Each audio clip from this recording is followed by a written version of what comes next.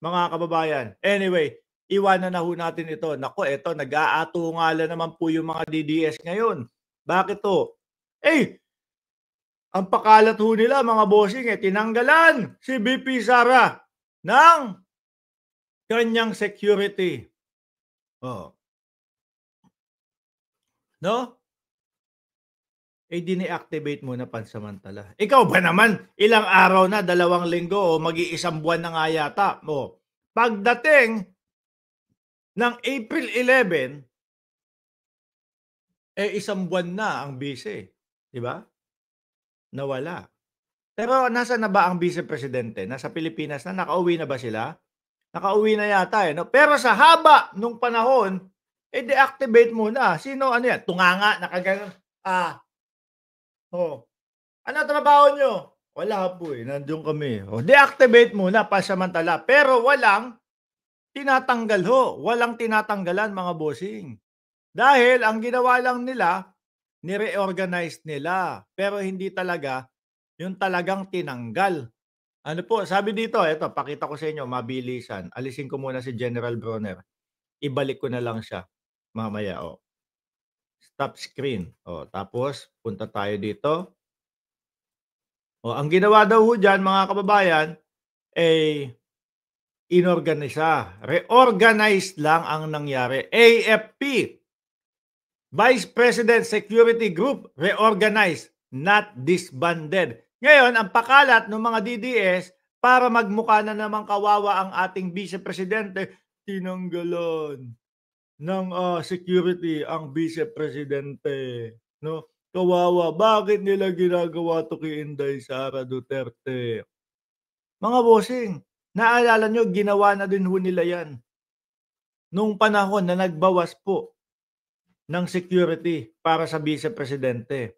Putek na yan, ang natira 400 din, 'no? Nag-iiyakan sila, "Ay ganito yung mga, kasundaluhan, yung mga resign na, yung mga retired na kasundaluhan, mag-aano, magbo-volunteer para dumagdag sa security ni Vice Presidente." Pero wag ka, ang katotohanan ho, 400 pa yung natira dun, kung di ako nagkakamali, o kulang 400 ho. Biruin mo, kahit pumunta sa isang lugar si VP Sara mga bossing, kung 400 yung kakalat, 10 o 20 doon sa, kunyari nasa isang street siya, 20 yung nasa isang street, 'no? Tag 20, tag 20, baka kunyari nasa simbahan ng Tondo ho yan, yung mga taga Tondo. Simbahan ng Tondo si VP. Baka hanggang Quiapo ho merong security, kung 400, 'di ba? Oh, tapos eto naman ang pakalat nila is tinanggalan daw po ng security. Ayan, nililinaw po ng Armed Forces of the Philippines. BP Security Group reorganized, not disbanded. 'Di ba? Ano malala ang fake news po ng mga DDS, mga bossing, 'no? Kaya dapat talagang iniaayos natin. Tayo ang nagpapakita kung ano talaga yung katotohanan. Ayan, the Vice Presidential Security and Protection Group, no, has been deactivated by Armed Forces of the Philippines. Chief of Staff Romeo Bronner. Bakit naman po din-activate? Simple lang ho. Ang tagal ng ating Vice Presidente na nandoon ho sa dahig. Ano gagawin naman nung mga 'yon? Baka naman pwedeng deactivate muna kayo diyan sa Vice Presidente, tumulong muna kayo sa ibang gawain sa amin. Tapos pagka nakabalik na, sige, di-reactive na ulit kayo. Yun, 'di ba? Activated na ulit kayo. Balik na kayo kay VP Sara kasi nakauwi na. Hindi naman ho pwede. Sayang naman po ang buwis ng bayan. Sayang ang pondo ng bayan kung mag-aantay sila doon ng nakatunganga lang ho. 'Di ba? Sabi ni Frog Stomp, wala namang magtatangka sa buhay niya, baka masampal ka lang ni Inday 'pag lumapit ka. Oo, talagang si VP Sara nananapak 'yan, ano? Nakita niyo yung sa Davao? Sinugod yung sheriff kung hindi ako nagkakamali. Sinapak, sapul sa mukha, yun pa kaya? 'Di ho ba, mga kababayan? Kaya para sa mga DDS, dapat tinitigilan niyo na yung ganyan, napapahiya kayo, 'no?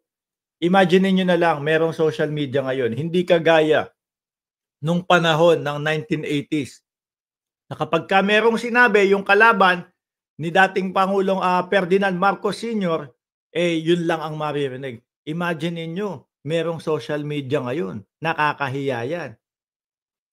Pagka nag-post kayo, tinanggalan na ng, security si Inday Sara Duterte, talagang ginigipit siya ng gobyerno ni Bongbong Marcos. Tapos eto makikita namin yung katotohanan, kahit papaano, kahit maliit lang po yung mga nanonood sa'tin o kahit po, ayan 3,141, oh, naipaparating namin na hindi katotohanan o walang katotohanan yung mga ibinabalita niyo. Tsaka wag niyong papangunahan, 'no? Wag niyong papangunahan yung media.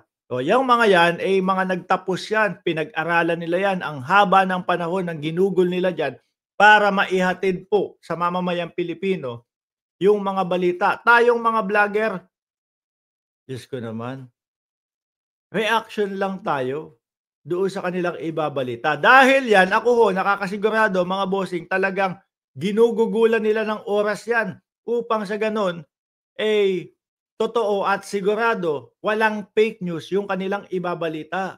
Tapos kayo basta-basta, tinanggalan na ng, security si VP Sara. Tapos may mga vlogger pang iba diyan sa mga DDS, sasabihin nila, kami na po ang boses ng masa ngayon. Kami na po ang bagong media ngayon. Mahiya naman tayo mga kapatid. 'No? Mahiya naman tayo mga kapatid. Bago dumating sa atin ang mga balitang ito, buhay ang inaalay nila diyan. Oh, lalo na kapagka yung mga digmaan-digmaan ang content ng media, 'di ba? 'Pag buhay, pagka digmaan, talagang iniaalay, tayong mga vlogger hihintayin lang natin. Oh, ano kaya balita ng GMA? Ano kaya ang balita ng ABS? Ano kaya ang balita nitong mga 'to? Tapos saka tayo magrereaksyon. Yun lang dapat tayo, 'no? Respetuhin natin yung hirap, yung tiyaga ng mga 'yan. Dahil yang mga 'yan, nakapagtapos, ginugulan ng panahon ang kanilang propesyon, ang pagbabalita. Naniniwala ako na naging sacrifice lang yung mga vendor sa kalye to protect the high-ranking drug lord, sabi ni Pilipinas. Puwedeng gano'n, 'di ho ba? Mga bossing, kawawa. Dahil yun yung nakikita natin, yung maliliit, tigok. O yung malalaki, hanggang ngayon wala, nasa laya. 'Di ba Cheryl Santamaria at Eddie Restoles at Nelson Tolin at, Boyet Villegas? O, alisin natin si General Bronner. Yan ho, paglilinaw mga kababayan. Wala pong, tinatanggalan ng security group, dine-activate pansamantala dahil ang Vice Presidente ay nandoon sa The Hague. No, ibinalik na din po mga kababayan pagbalik niya ng Pilipinas. Siguro naman din ho kung kayo magbabakasyon at meron kayong ano, kumbaga meron kayong mga security. Pag umalis kayo hindi kasama, pagbabakasyonin niyo din. O sige, magbakasyon ka na ngayon, no? Para pagbalik ko tuloy-tuloy lang ang trabaho. Nongga lang ho 'yun mga kababayan. Kaya 'wag tayo agad maniniwala sa mga paganyan-ganyan ho nila. Nasaan tayo dito?